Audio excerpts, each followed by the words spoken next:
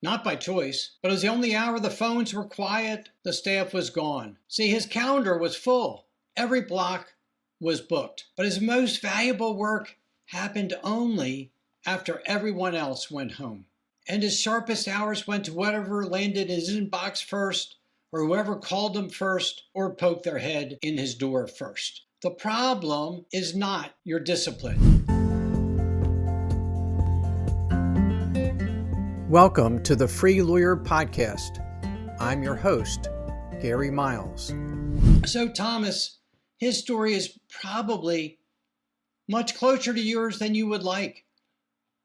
He was doing the work that mattered the most, the strategy, the case theory, the thinking his clients actually paid him for only after sundown, because the daylight hours belonged to everyone but him. And here is the strange part. By every outward measure, he was a busy, successful managing partner. On paper, his day looked like a plan. But see, in practice, it dissolved every single morning into one long current of other people's priorities. And his sharpest hours went to whatever landed in his inbox first, or whoever called him first, or poked their head in his door first. If you know that feeling, I want to tell you something that took me a long time to learn. The problem is not your discipline. A day does not hold because you're disciplined. It holds because it was built to hold. So who is this episode for today? How will it help you? If you're a managing partner, equity partner, successful attorney, experienced attorney, and your calendar is full, but your most valuable work keeps slipping to the end of the day. Or if you've tried time blocking before, you've drawn neat rectangles on your calendar, but you've watched them mean absolutely nothing the moment a client called. Or you've concluded, maybe quietly, that you are just someone who works nights, that your practice is too demanding for anything else. You're not looking for sympathy, and you're not looking for a slower career. What you want is your best thinking back in daylight where it belongs. In the next 15 minutes, I'm going to give you the architecture of a protected day. Not a productivity hack, not a stricter rule about email, but a structure built on 4 kinds of work and one counterintuitive rule about capacity. This is the same structure that moved Thomas's best thinking back into the daylight, and it can do that for you. By the end, you will see exactly why your day collapses and what to build instead. So why is it that your best thinking gets your worst hours? You know, those hours after dinner when you should be home with your family, or on Saturday afternoon when your kids have ball games you like to see. This is the problem. An unarchitected day defaults to reactivity. You react to everyone who reaches for you. It cannot do anything else. See, your highest value hours,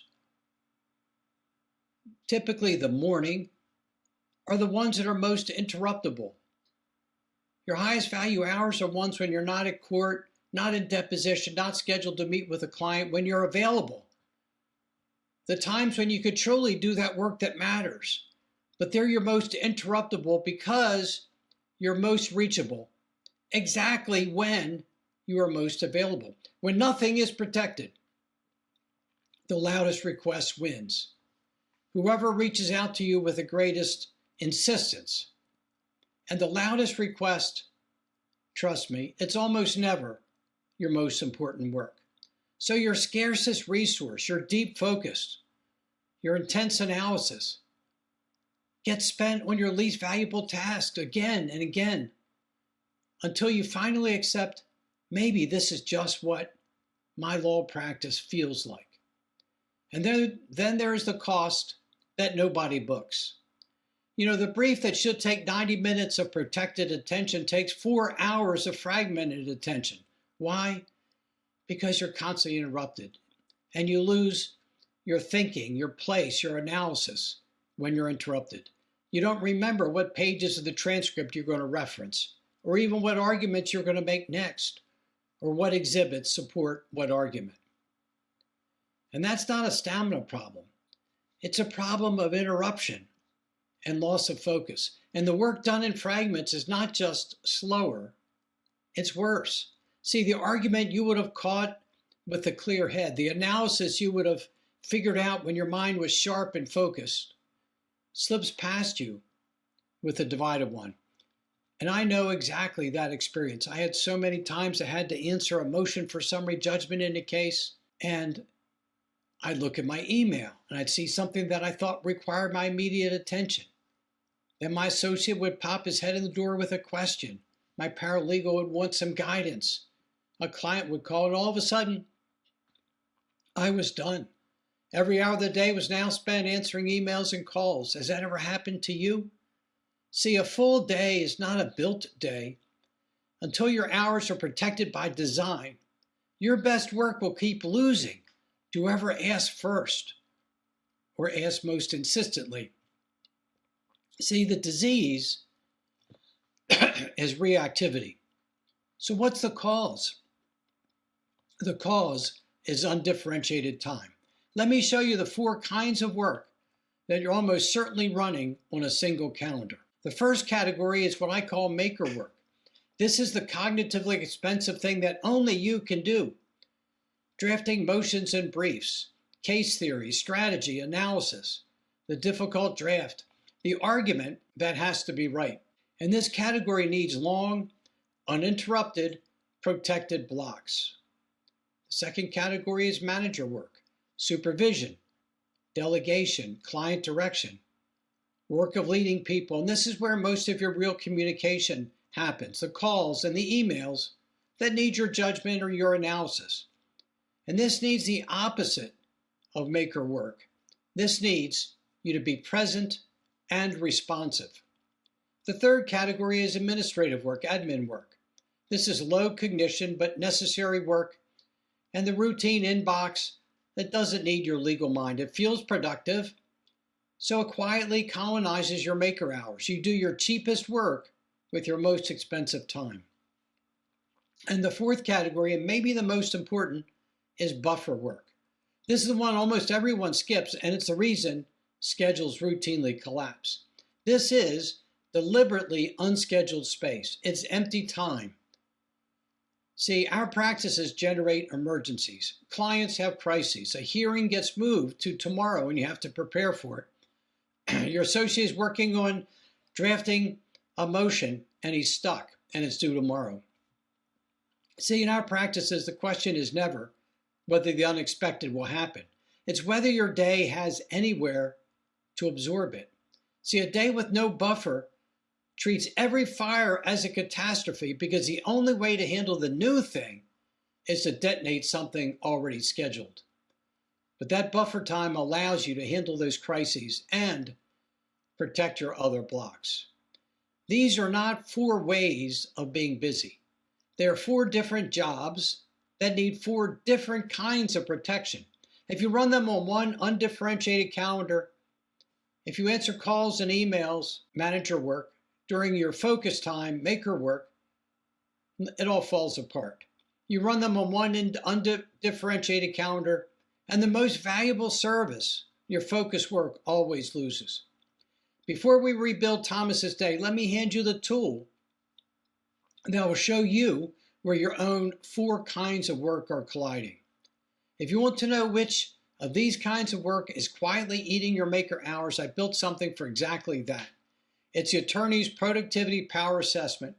It's free at GaryMiles.net, and there's a link in the show notes. A few minutes and you will see exactly where your day is leaking your best thinking. Take it after the episode, then come back, because what comes next is how you fix it.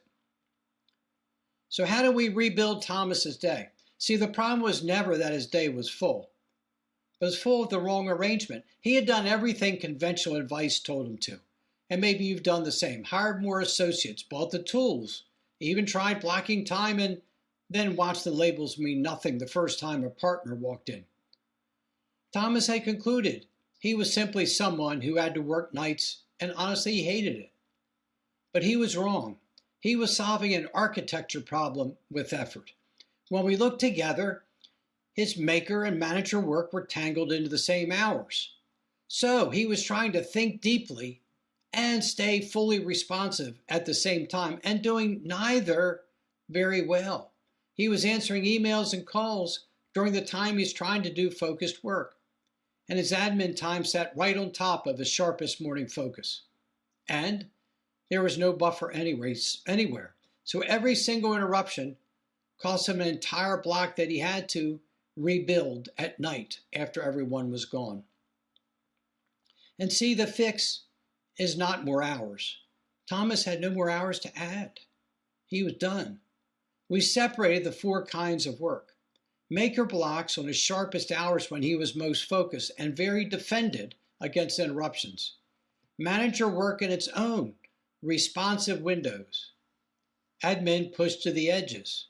And real buffer, so when that inevitable fire stopped taking the whole afternoon with it. Because with that buffer time, when those fires happen, you have time in your calendar to handle it. Now Thomas's best thinking moved back into daylight, not because he found more time, but because he finally built the time he had. You almost certainly do not need more hours. What you need are the hours you already have arranged on purpose, with intention. And there is one rule that makes that arrangement hold under pressure. And it's the rule that every high performer resists. So let me make the case for it.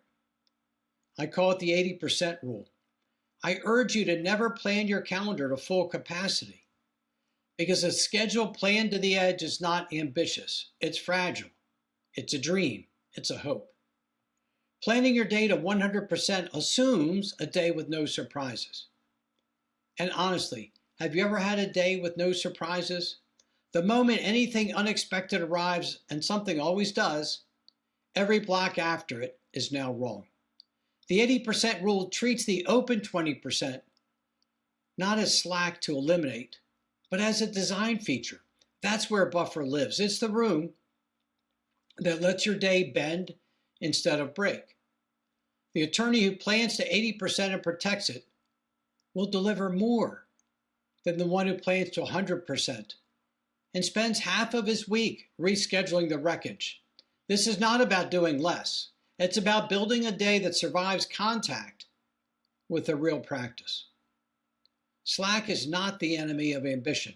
That buffer time is what lets your ambitious day survive a real one. But here's the part no scheduling tool can solve for you.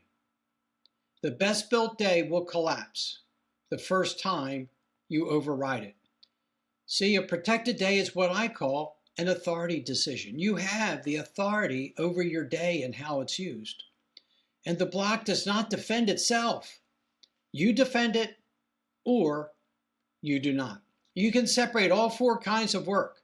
You can set a buffer time. You can put maker on your sharpest hours.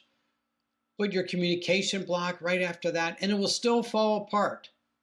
The first time you override it for whoever pushes hardest and strongest. Because a protected day only holds when you stop treating every external request as suddenly and automatically more urgent than your own design. See, your own design should have priority. But when your sense of worth is wired to other people's immediate approval, you abandon any block the moment your client signals the least amount of displeasure. But when your day rests on your own competence, your own belief in yourself, your own belief that you've designed the day the way it should be, you hold the line, not out of rigidity, but because you know and you trust that the day you built serves your clients better than the day that they would build for you. And that shift is the whole game. The schedule is a symptom. The operating system is the source. And it's where sustainable excellence, your ability to practice in a way you find fulfilling and sustainable, meets internal authority. You're evaluating yourself based on your own commitment, your intention, your purpose, your design. And it's the deeper work that my productivity system goes into in full detail. So let me leave you where we started, with the attorney doing his best work at 7 at night, and show you what has changed. Think back to Thomas doing his real work at 7 at night because it's the only quiet time he could find. His best thinking is in daylight now, not because he found more hours, but because he finally built the ones that he had. The difference between his old day and his new one was never, ever discipline. It was architecture. The plan was always fine, but the structure underneath of it was missing.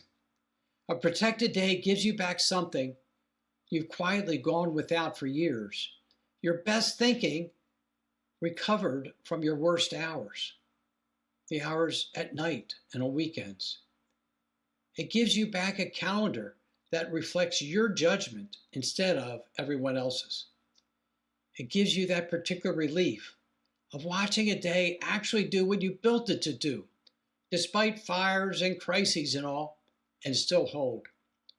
This is not a productivity tactic. This is what practicing from strength looks like when it finally shows up in a calendar. You've spent decades building a practice worth protecting. It's time your day was built to protect your practice. If you are ready to build that architecture for your own practice, the full system is open and available whenever you are. It's the Elite Lawyers Productivity System. There's a link in the show notes, and you can find it at garymiles.net/productivity. Start when you're ready. Until next time, practice law with purpose and live life with freedom.